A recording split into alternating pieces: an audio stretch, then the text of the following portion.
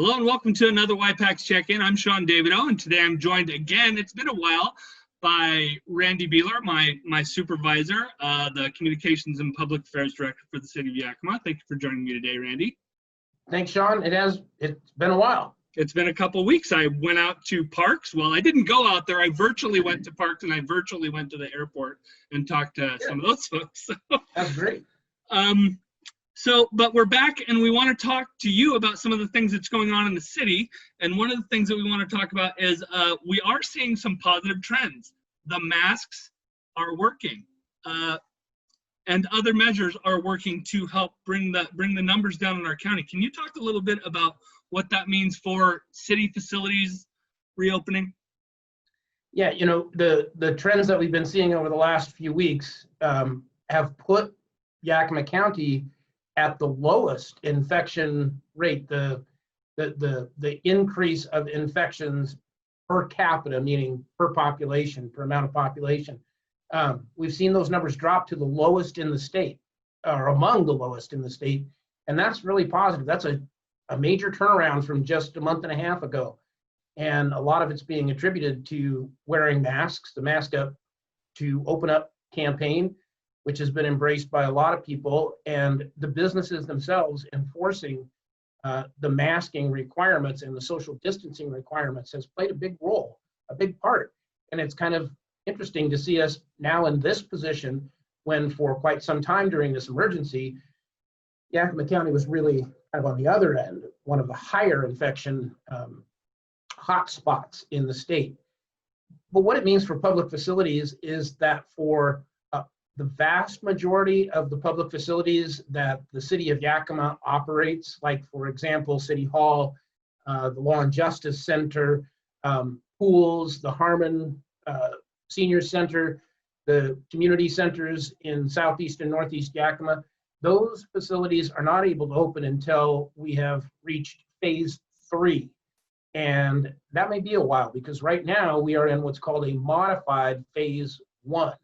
It's not a 1.5, which Right. Some people are maybe getting a little bit confused by. There are counties that move to what is being called phase 1.5. That's not what Yakima County is in. So it's not a great idea for people to compare other counties that are actually in a phase 1.5 versus the modified phase 1 that Yakima County is in. Plus, some of those counties that moved to phase 1.5 a month ago, 2 months ago, the rules are now different. So it's not a great idea to compare ourselves to some other county, because the rules that apply there do not necessarily apply here. For example, just the other day, the governor kind of rolled back some of those restrictions in some of the other counties that have been allowed to have indoor restaurant seating. Even some counties were allowed to open bars, and that's not the case in Yakima County right now. And in fact, a lot of other counties are kind of moving a little bit back in the direction to where Yakima County has been all along. There's kind of good news and less good news in that whole thing. We're still making progress. That's good news. Masks are working. Social distancing is working. All of that is good news. And I know that the patience of folks is being tested a lot, but so far in Yakima County, we're meeting that test.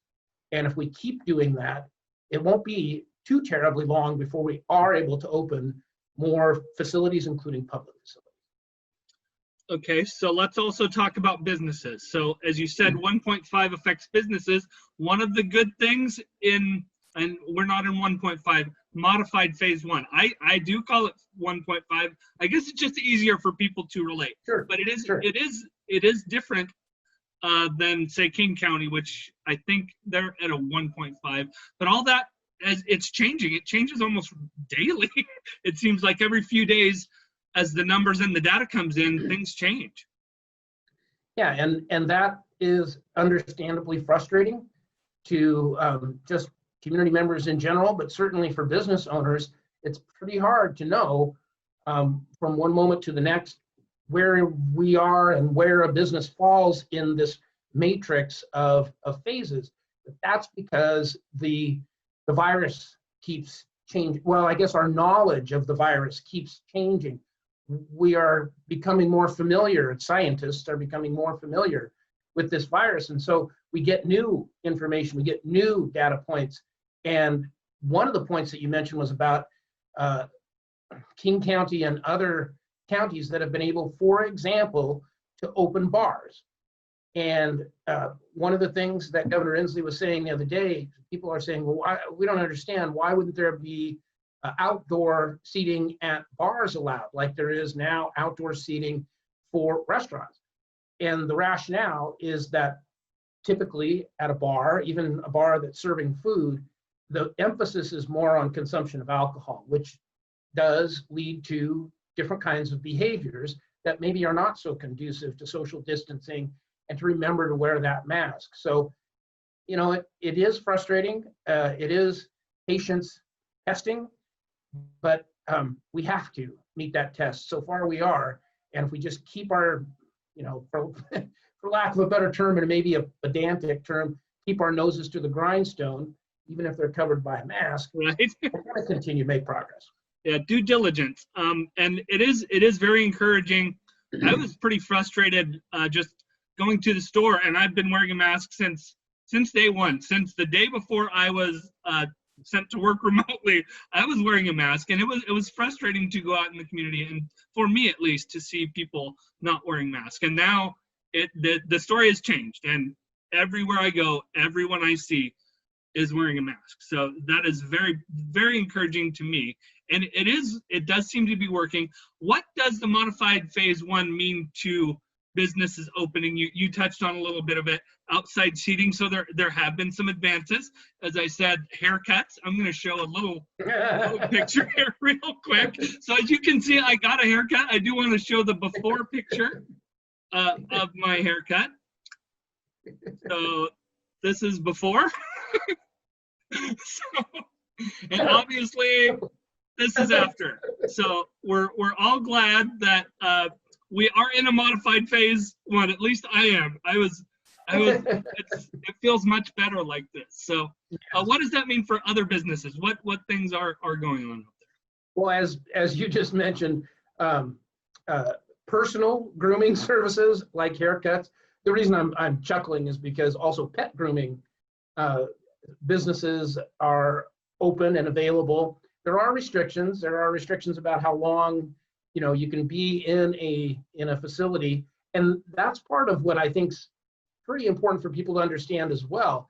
The masking, the social distancing, those are critical. They're key, but also limiting the duration of time that you're around other people from outside your own household is also really important.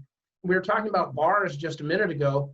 You know, going to a bar and being there for 30 minutes or 45 minutes, that would be a pretty short trip to a bar. But that's the kind of flow that's necessary to keep us from hanging around people that are not from our own household for a longer period of time. Scientists are convinced that the longer the duration around other people, the greater the chance of infection. So some of the, as I mentioned, personal grooming and pet grooming, some of the retail stores that have not been allowed to be open are now allowed to be open on a limited capacity basis. Yeah. But that was a big thing, just knowing some of the shoppers in my household, they were very excited. Haircuts and shopping are a big part of life. And so just little bits of it. And hey, we all get a look at some of those things and be excited about them when some of the mundane things that were just everyday life before, we get to be excited about them again. So another positive. So absolutely. Anything else along those lines that you wanted to discuss? You know, I don't think so, but what I would encourage folks to do, if they are not 100% sure about what modified phase 1 looks like, there's a lot of data out there. There's a lot of information out there. Probably the most reliable site to go to, website I'm talking about, is the Washington State Department of Health website. Let me put that up on the screen for folks here. It's going to go to our website first, and you can get there from our website.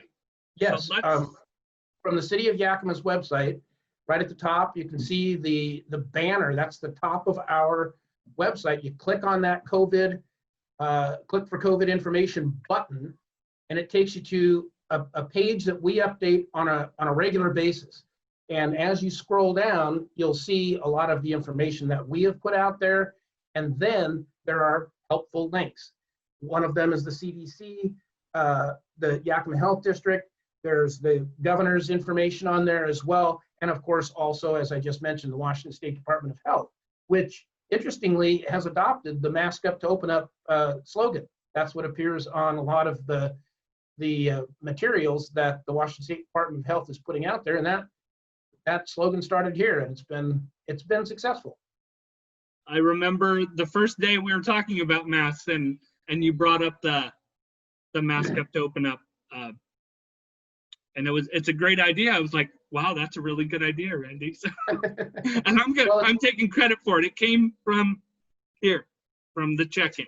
So, it's working. It's working well. Yes, it is. And like I say, I would say they're saying 95%. I say almost 100%. Everywhere I go, people are embracing the mask. So yes. Thank you, Yakima community. That's what I would say for that.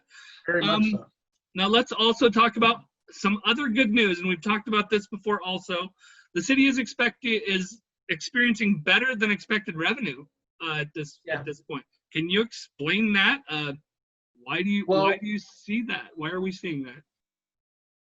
So I guess it would be mostly speculation at this point to answer that question with any level of confidence, because we're getting data in as we go. And one thing that's also interesting that a lot of people wouldn't know, or I mean, there's no reason you would know it, but the revenue, particularly from sales tax that the city receives, there's a 2-month lag from the time that we receive the data about sales tax. So for instance, here we are in July, the data that we're receiving is from May, from late April and May. But what it shows is that people are still out there and consuming goods and services.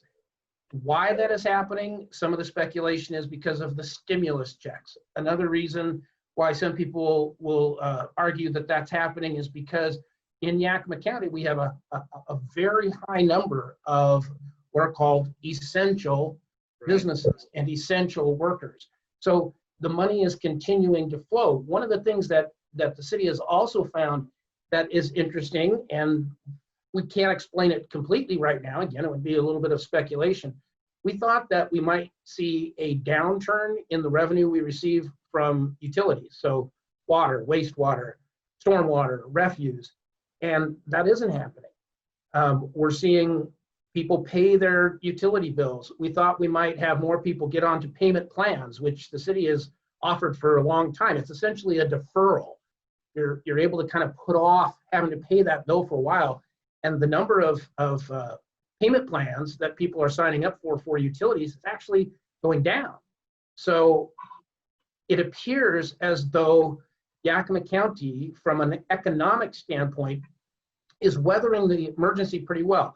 That doesn't mean we're in perfect shape. Our revenue is down from what we had budgeted in all 3 areas of what's called general fund, which is money that is generated by taxes, which pays for essentially police, fire, streets, and parks. There are exceptions there, but that's essentially what your taxes pay for.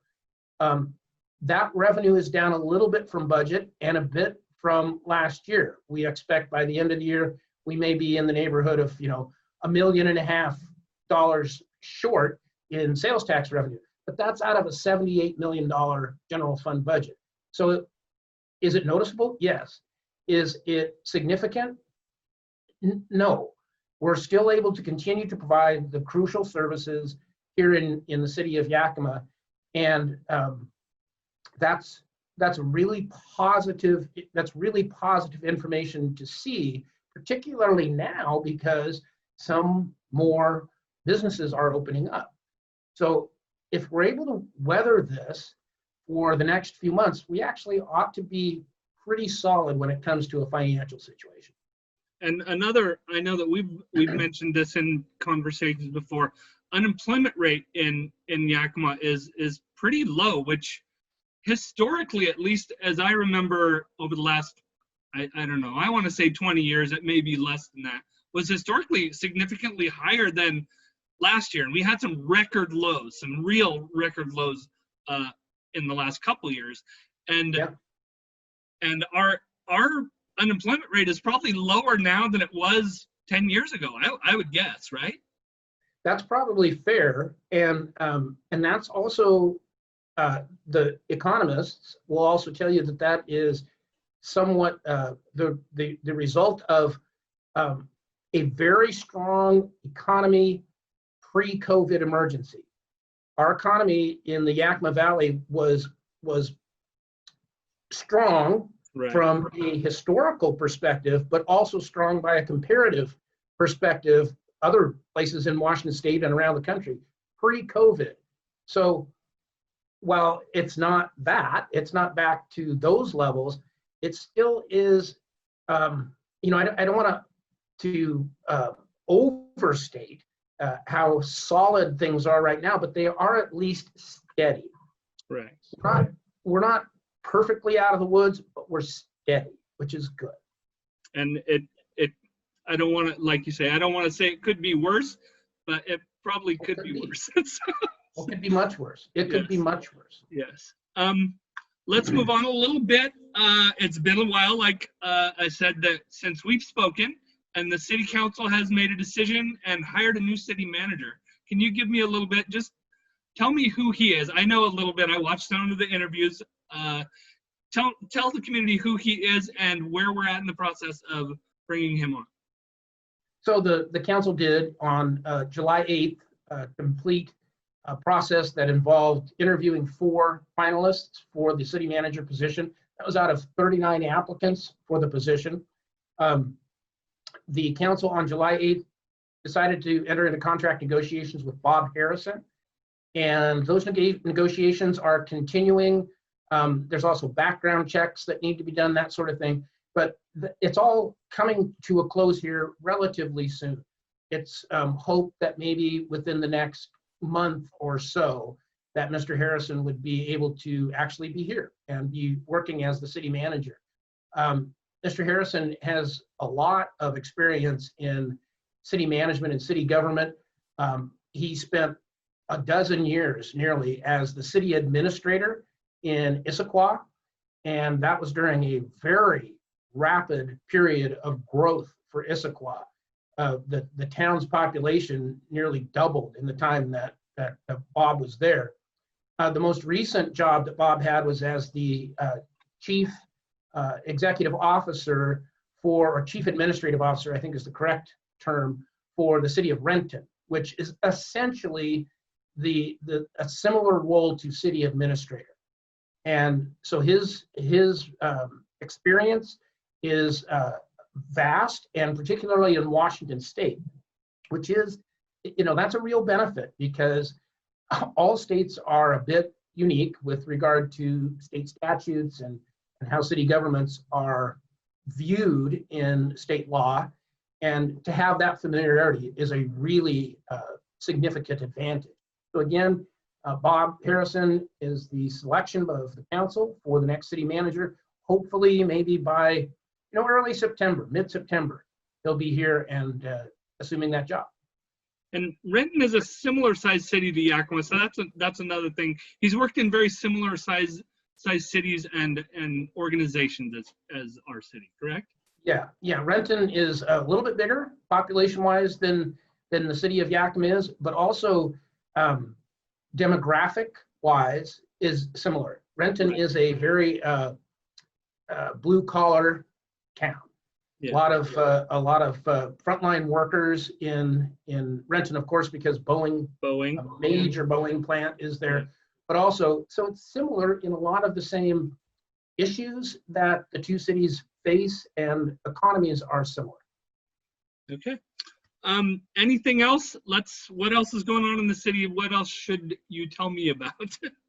Well, I don't have a before picture, but I did get a haircut fairly recently. It was nice. I'll tell you, it felt like a lot of weight. It was probably like 4 ounces of hair, but it felt like a lot of weight had been lifted from my head. And when I went in to get my haircut, my stylist says, "Did you cut your hair?" Yes, I did. Yes, that would be my COVID cut, which was pretty much, well, the idea was to go straight across, but it didn't really work out that way. She fixed it. We'll be okay. But it's nice to kind of have those little, little bit of creature comforts here and there. Right. I did not do the cut my hair myself.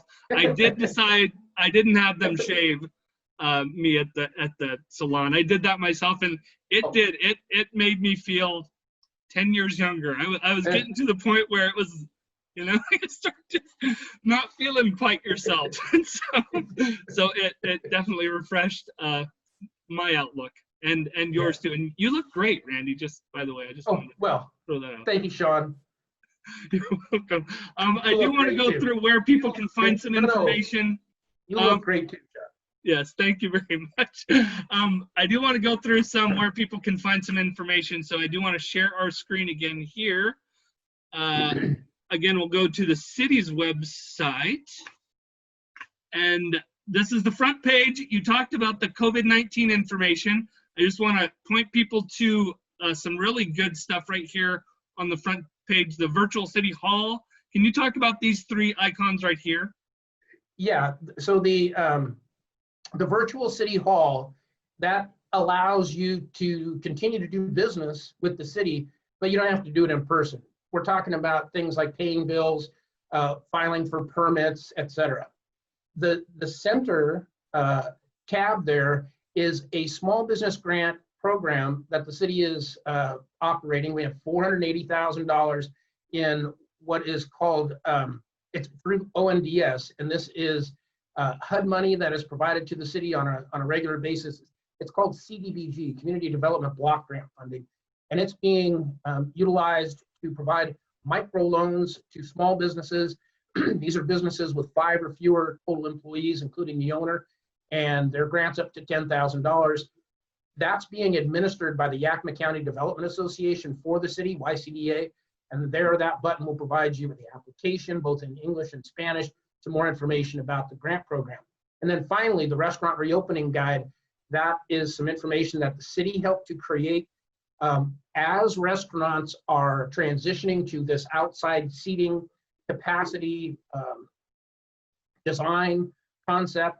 And that just gives, this is from the city's perspective with regard primarily to codes, not health issues, not public health issues. That's the jurisdiction of the Yakima Health District, but the city is responsible for making sure that the area is safe, that there's ADA access, that, when diners are there, there's not something that's going to fall over on them. So that's what those are, what that particular button is. And all they have to do is click the buttons and it will take them to that information. I want to also show the Yakima Health District page where people can find local information, up-to-date local information on COVID response, right? Yes, and we've talked about it before, Sean. I mean, we've talked about it probably multiple times. It's really important. There's a lot of information out there about COVID. There's a lot of, frankly, misinformation out there about COVID. I was just having a meeting earlier today with some of our city and county elected officials, and they're talking about how some information gets out there that we are in 1.5. It's why I talked about it before, or this business can open up, or that. Trust the sources of information that are the official sources of information, like the Yakima Health District, like the Washington State Department of Health, the governor's page. That's where you're going to find information that is solid and reliable, as opposed to information that might just be floating out there from friends or from other folks on social media. Trust the official sources. And I also want to point people, just for information, I want to point people to our social media pages. The City of Yakima's Facebook page has some great information, not all COVID information. We've got traffic alerts. We've got fire department shares for some red flag warnings. Lots of information on these pages also. Yes, absolutely. And again, trust that information because it's coming directly from the source. And I'm going to click through. We also have, oh, that's not it. There's our Twitter page. And also our Instagram page. And Instagram is more of a visual medium, a visual social media. So there's a lot of great, wonderful photos, and also the City of Yakima's YouTube page. It's a little hard for me to click up there. There we go. Which has tons of videos on it, including some of the small business grant, how to fill out the application. Some of our past check-ins are on there. The council clip with an update on the COVID-19, what city departments are doing, correct? So yeah, yep. All good information and all stuff that can help you stay informed during a time when it's challenging from an information standpoint. Right. Okay, we've covered a lot of ground here. Anything else that we need to tell our viewers about? Just hang in there, you guys. We're doing the right thing. We're doing what we need to do to get the COVID-19 emergency at least a little bit behind us, a little bit in our rearview mirror, and we can keep moving forward. It's not going to be easy. It hasn't been easy this far, but we're making a difference. We are making progress, so keep at it. Right, and I'm so proud of Yakima and where we have come, and it is showing in the numbers going down. We've got a long way to go, but we'll get there together. So yes, we will. Okay. Thank you for joining me today, Randy, and we'll talk to you very soon, and thank you all for joining us. All right, see ya.